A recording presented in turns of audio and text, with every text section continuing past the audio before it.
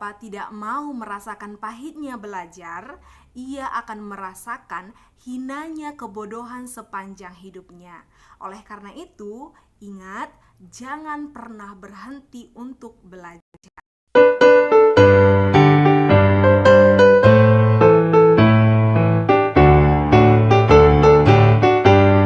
Materi pembelajaran kita adalah budidaya satwa harapan. Perkembangan usaha peternakan yang ada pada saat ini sudah mengalami perubahan yang cukup signifikan. Ternak ayam, kambing, dan sapi sudah banyak diketahui dan dibudidayakan oleh masyarakat untuk memenuhi kebutuhan pangan manusia.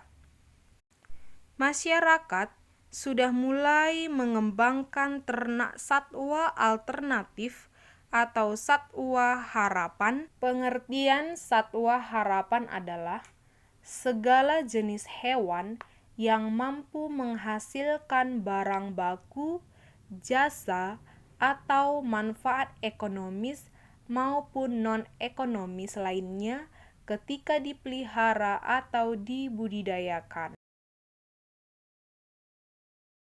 Kita akan masuk ke bagian pertama, yaitu cacing tanah.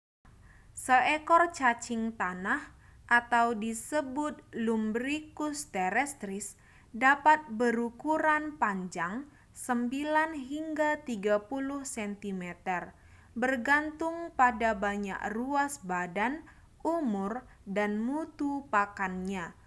Cacing tidak punya tangan, kaki, ataupun mata. Di dunia ini ada sekitar 2.700 jenis cacing tanah. Cacing dapat hidup jika tersedia oksigen, air, pakan, dan suhu yang cocok. Kotoran cacing tanah mengandung nitrogen, unsur hara penting bagi tanaman. Kotoran cacing ini membantu mengikat partikel tanah sehingga struktur tanah menjadi baik. Selain itu, cacing tanah juga sangat bagus untuk kesehatan tubuh manusia. Satwa harapan yang kedua adalah jangkrik. Jangkrik adalah serangga yang berkerabat dengan belalang. Jangkrik memiliki tubuh rata dan antena panjang. Jangkrik jantan memiliki suara yang khas. Suara ini digunakan untuk menarik betina dan menolak jantan lainnya. Suara jangkrik akan semakin keras dengan naiknya suhu sekitar.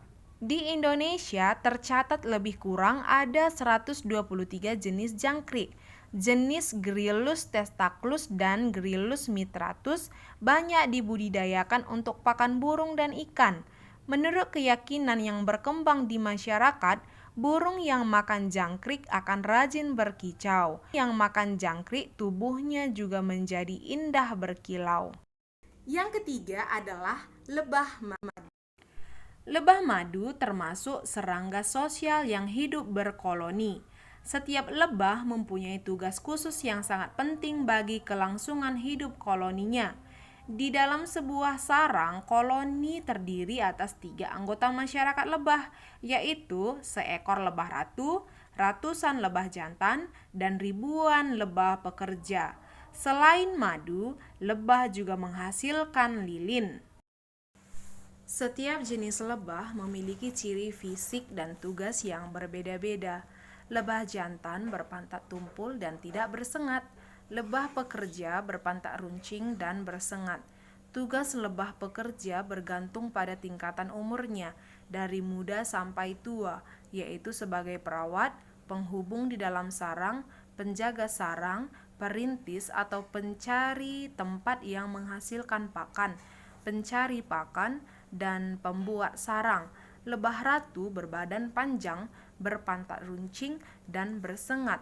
Tugasnya bertelur. Setelah kawin 1 kali, lebah ratu segera masuk sarang dan bertelur seumur hidup. Lebah ratu akan terus berada di sarang selama tidak ada pengganggu dan ratu baru belum muncul. Yang keempat adalah ulat sutra. Ulat sutra adalah salah satu serangga yang berukuran besar dan banyak ditemukan di hutan-hutan tropis dan subtropis.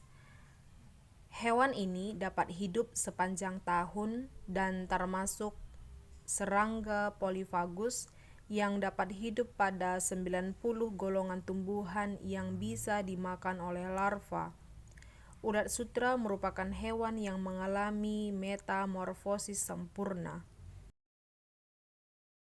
Manfaat serat ulat sutra. Manfaat serat sutra antara lain untuk bahan pakaian yang bermutu tinggi seperti bahan pakaian wanita, kaos kaki wanita, dasi, sapu tangan, untuk keperluan alat-alat rumah tangga seperti kain horden, spray, untuk benang jahit, benang sulam, isolasi listrik, kain parasut, senar, alat-alat musik, dan lain-lain. Kain sutra terkenal karena keindahan dan kehalusannya. Pakaian dari kain sutra walaupun mahal tetap saja diminati. Baiklah, Ibu sudah menjelaskan budidaya satwa harapan dan jenis-jenis satwa harapan. Ibu akan memberikan contoh latihan untuk kamu. Silahkan dikerjakan. Nomor 1, tuliskan 4 jenis satwa dan tuliskan apa saja fungsinya. Hasil jawabanmu dapat kamu bandingkan dengan kunci jawaban sebagai berikut ini. Yang pertama itu adalah cacing.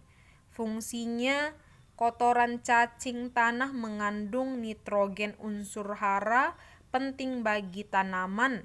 Dan yang kedua, cacing tanah itu juga penting untuk kesehatan tubuh manusia.